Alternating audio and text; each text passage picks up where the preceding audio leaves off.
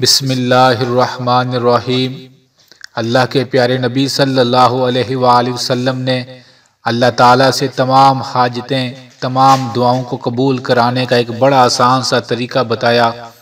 آپ صلی اللہ علیہ وآلہ وسلم نے فرمایا، اے لوگو، اگر کسی بندے کو اللہ تعالیٰ سے کوئی دعا، کوئی حاجت، کوئی چیز چاہیے تو اس بندے کو چاہیے سب سے پہلے بہترین طریقے سے وضو کرے، بہت پیارے انداز کے ساتھ، اور اس کے بعد 2 رکعت نماز حاجت پڑھ لے، اور اس کے بعد اللہ کی تعریف کرے، سورۃ الفاتحہ پڑھ لے، اور اس کے بعد درود پاک پڑھ لے، درود ابراہیمی پڑھ لے، اور اس کے بعد اللہ کی بارگاہ میں اپنا سارا دکھڑا رکھ دے، اللہ سے باتیں کرے، اللہ سے مانگے، اللہ کو منائے، اللہ کے سامنے گر گڑائے، اللہ کو ساری پریشانی سنا دے۔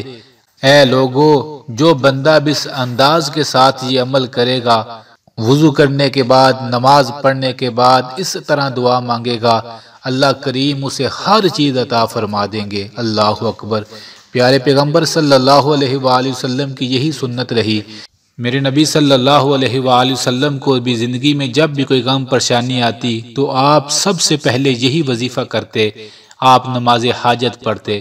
تو میرے بھائیو، اس کا بڑا آسان سا طریقہ ہے، اچھے طریقے سے وضو کریں، 2 نفل پڑھ لیں، کوئی بھی سورت پڑھ لیں، اور پڑھنے کے بعد پھر بڑے آرام سکون کے ساتھ اللہ سے دعا مانگے، اللہ کریم آپ کی ہر حاجت پوری فرما دے گا۔ اس عمل کو ضرور کیجیے گا۔ اس عمل میں اتنی طاقت ہے کہ دنیا کی ہر چیز جو آپ اللہ سے مانگیں گے مل جائیں گے۔ اس عمل کو روزانہ کیا کریں، نماز حاجت روزانہ پڑھا کریں۔ یقین مانیں، بڑی بڑی پریشانیاں، بڑی بڑی دعائیں میں نے اپنی آنکھوں کے سامنے قبول ہوتی دیکھی ہیں۔ آپ بھی کیجیے گا، اللہ آپ کو خالی نہیں لٹائے گا۔ اسے نماز پڑھنے والے بندے، سجدہ کر کے مانگنے والے بندے بڑے پسند ہیں۔